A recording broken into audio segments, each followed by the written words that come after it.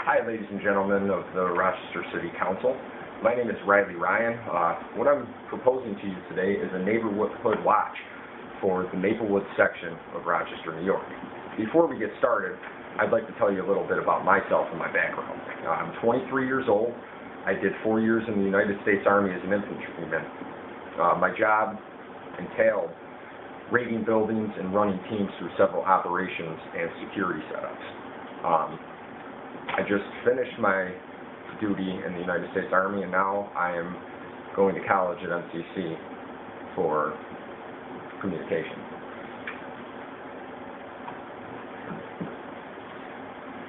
There have been several crimes in the Maplewood section of Rochester, New York, where I'm from. And doing 4 years in the Army and coming back, I've really noticed an increase from the time I left to the present time now. In 2008, there was a triple homicide 7 houses away from me. The man was a jewelry store owner, and somebody came in to rob him and shot him, his daughter, and his daughter's boyfriend. A year after that, in 2009, there was a triple homicide at Holyoke Apartments due to illegal drug activity. And recently, there's been numerous break-ins for vehicles. The neighborhood watch can help this out by surveilling the area and helping the police department prevent these crimes and catch these criminals. Quite frankly, the citizens of the Maplewood section of Rochester, New York, are a little bit sick of the criminal activity that has been going on and would like to be able to step up and help prevent it. The problem is, Rochester's crime rate compared to the national level beats the national level in every crime category. We have higher larceny, violent crimes, arsons, rapes. Every category in criminal activity is higher than the national level. So our goal is to bring that level down. Why our help is needed is because I feel that the crime has created a need for the citizens of the Maplewood section to step up and contribute to the city of Rochester. And by doing so, we would like to create a neighborhood watch to help aid the city of Rochester in this crime prevention. Our plan of action is to hold a meeting on August 10th, 2011 at my house, 75 McCall Road in the Maplewood section of Rochester, New York.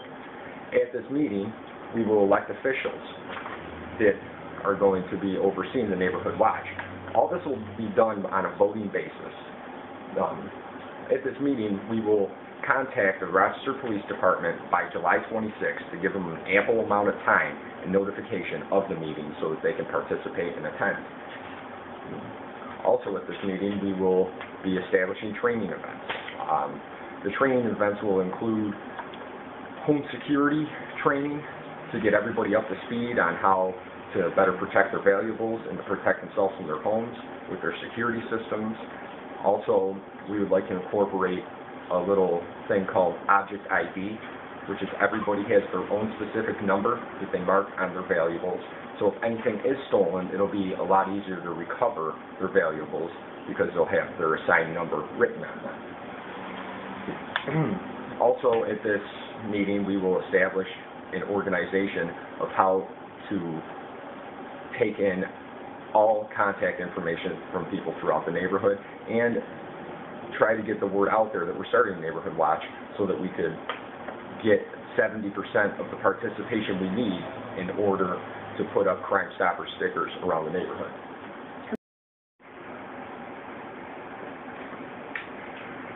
Our schedule will consist of patrols on Friday, Saturday, and Sunday nights. We will deploy 3-person teams at all times, so if one person needs to contact the police department to report a crime that's about to happen or is in the process of happening, it will leave the other 2 people to have another person next to them in case anything goes wrong where they need to protect each other. Now, before we do employ anybody out into the field, they will be thoroughly trained on the standard operating procedures of the neighborhood watch, to include the proper reporting of an incident, the proper way to handle a situation, to not get directly involved, to just contact the police department, because though they are surveilling the neighborhood, number one thing is personal safety for the members of the Neighborhood Watch Committee. Our staffing will include a neighborhood watch coordinator. A neighborhood watch coordinator's responsibility is pretty much the president of the neighborhood watch committee. He will be responsible for correlating information to the block captains and to the Rochester Police Department. He also will be responsible for processing new members into the neighborhood watch committee. He will also manage contact information. What he is going to do is receive the contact information from all the block captains, and he will organize it into one large telephone tree diagram, pretty much, which will list everybody's contact information for all the residents throughout the neighborhood with their ID numbers for their valuables. Neighborhood Watch Coordinator will also be in charge of schedule meetings and training events. Now, we are making it for the final Thursday of every month to have the monthly meeting between the Neighborhood Watch Coordinator and the block captains. These meetings are available to anybody who wishes to join, but the block captain and the Neighborhood Watch Coordinator has to be present for these meetings. Also, one of the main jobs of the Neighborhood Watch Coordinator will be to create a monthly newsletter. This newsletter will entail different updates for the Neighborhood Watch Committee that will be put into each person's door, each resident's door of the Maplewood section of Rochester, just to save a little bit of money instead of having to send it out by mail. We will elect the block captains to run and do all the newsletters for their block.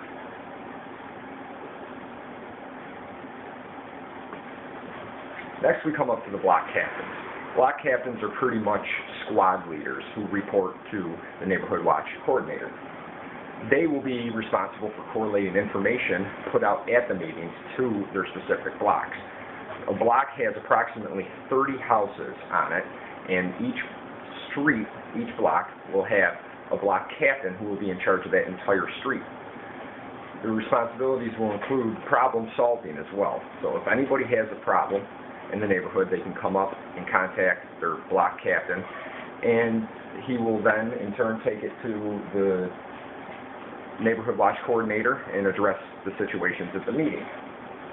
Also, it is the block captain's main responsibility to collect all the contact information for the residents on his or her block so that they can give that information to the Neighborhood Watch Coordinator, and he can finally fill out the rest of the telephone tree. The budget is relatively inexpensive.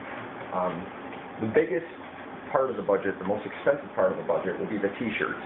We need 200 t-shirts to start off. There's about 310 houses in the area that we wish to surveil. So 200 will just about cover the 70% that we need for the participation rate of the Neighborhood Watch. We will also need all-in-one fax, copier, and printer, along with 4 cartridges of ink for black and color, and 1 case of paper. This totals to be just a little over $4,000, and the maintenance fees to keep going with the Neighborhood Watch throughout the years will be very, very much less than that, because we'll only need a couple t-shirts here and there and a couple cases of paper and ink to go along the way.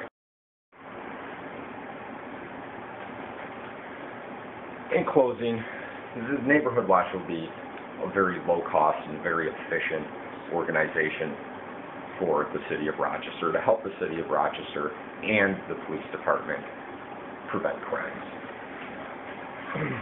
The Neighborhood Watch will also set a prime example for the children who live in the community and provide a safer environment for these children to grow up in. Neighborhood Watch will allow us to be proper role models for these kids in crime prevention and show them that we will not stand for the criminal activity in the neighborhood any longer. In addition to helping prevent crimes, the Neighborhood Watch is a great way for those people who just want to be involved in their community and don't know how.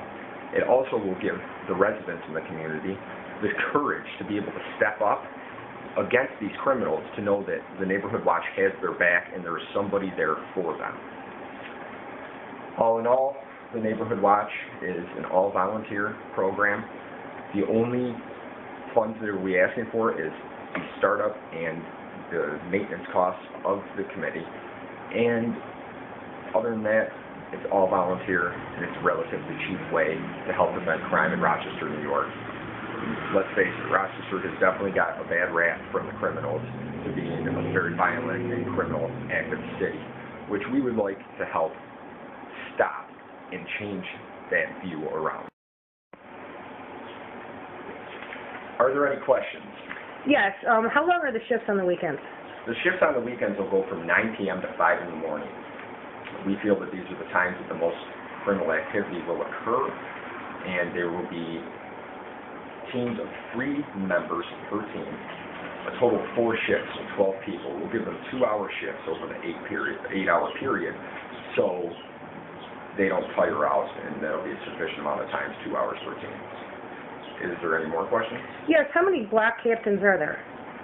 There will be 11 block captains. We are covering an area for 11 streets, so 11 block captains, one assigned to each street, will be in charge of their streets and report to the neighborhood watch coordinator. Any more questions? No. Okay. Well, thank you for your time, and have a good day.